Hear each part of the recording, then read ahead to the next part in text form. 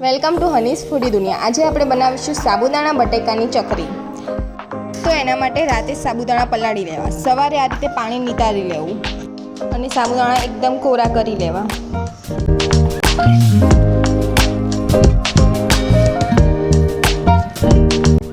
હવે તીખાશ પ્રમાણે લીલા મરચાં, 3 ટેબલસ્પૂન જીરું અને સ્વાદ અનુસાર મીઠું લઈ મિક્સરમાં મિક્સ કરી લેવું।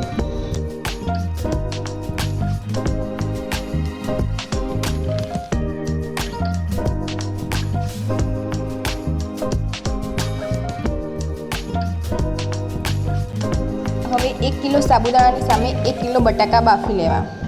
ત્યારબાદ તેને છોલીને આ રીતે છીણી લેવા।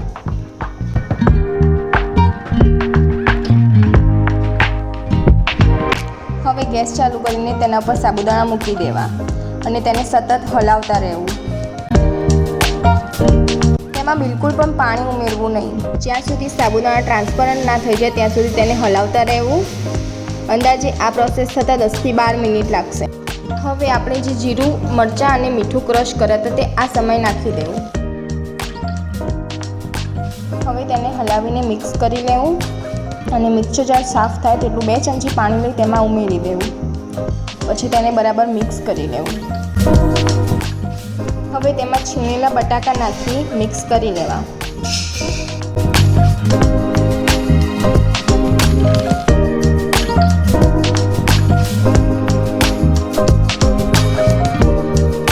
હવે આપણું ખીચું ચકરી પાડવા માટે તૈયાર છે। તેને ગેસ પરથી ઉતારી લેવું।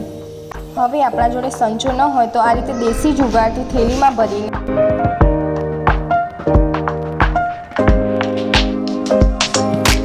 તેમાં કાણું પાડી અને ચકરી પાડી શકીએ છીએ।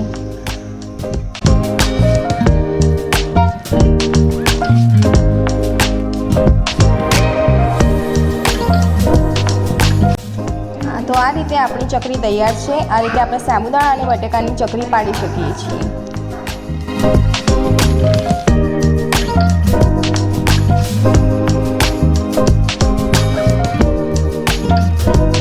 હવે 2 થી 3 દિવસ આ રીતે તડકામાં રહી આપણી ચકરી તૈયાર થઈ જાય છે। હવે તેલ મૂકીને તેને તળીને ખાઈ શકાય છે। તે ખાવામાં એકદમ સ્વાદિષ્ટ તથા પોચી હોય છે।